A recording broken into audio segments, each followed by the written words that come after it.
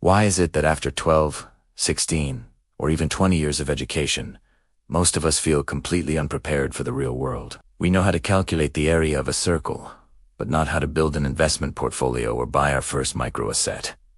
The truth is, school didn't fail you. It did exactly what it was designed to do. If you've ever felt like just a cog in a machine, it's because you were trained to be one. Today, we're digging into the underground history of modern education and why the very system that was supposed to free your mind was actually designed to build your golden handcuffs. This is the hidden reason why so many high-earning employees are terrified of building their own empire. It all starts in the early 1800s with Prussia, the kingdom that would later become Germany. They had a big problem. Their soldiers were too independent. They would retreat when battles got tough. So, what was the solution? A brand new kind of school.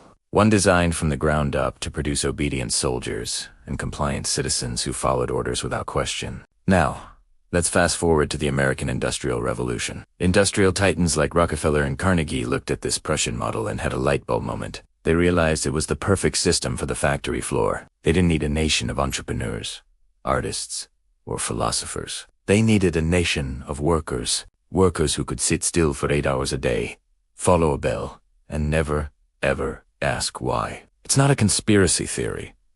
The Rockefeller General Education Board famously stated, "We do not want a nation of thinkers. We want a nation of workers." The goal was clear.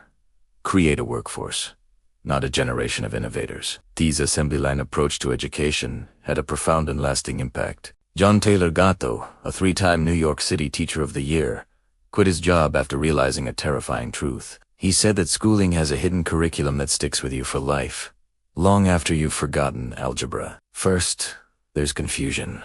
By breaking your day into disconnected 40-minute chunks of unrelated subjects, math, then history, then science, you were trained to see the world as fragmented. You lost the ability to connect the dots and see the big picture. You never learned how real estate, taxes, and psychology all intersect to build real wealth. Second, indifference. The constant ringing of the bell taught you that nothing is ever worth finishing. As soon as you got deeply engaged in something, the bell would ring, and you had to drop it and move on to the next task.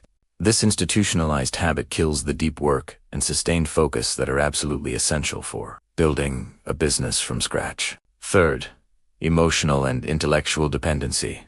You had trained your whole life to wait for a grade, to wait for an authority figure, a teacher, to tell you if you're good enough. This translates directly into the corporate world. It becomes, I can't start my own business because I don't have the right certification, or I'm waiting for my boss to give me that promotion before I feel validated. You have been conditioned to wait for permission that will never come. This conditioning is precisely why so many high-achieving, high-earning employees are often the most afraid to take risks. You've been programmed to value standardization over innovation, to follow the rules instead of creating your own. But here's the secret.